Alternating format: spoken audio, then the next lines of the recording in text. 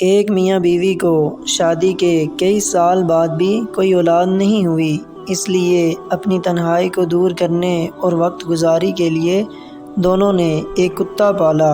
کچھ ہی عرصے میں دونوں کا کتے سے کافی جذباتی لگاؤ ہو گیا۔ وقت گزرتا گیا اور 7 سال بعد دونوں کو اللہ نے ایک بیٹا دیا۔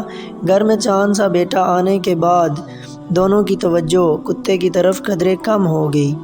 ایک دن اپنے بیٹے کو گھر میں سوتا ہوا چھوڑ کے دونوں حویلی کے باغ میں ٹہلنے کے لیے گئے۔ باتوں باتوں میں وقت کا احساس ہی نہیں ہوا۔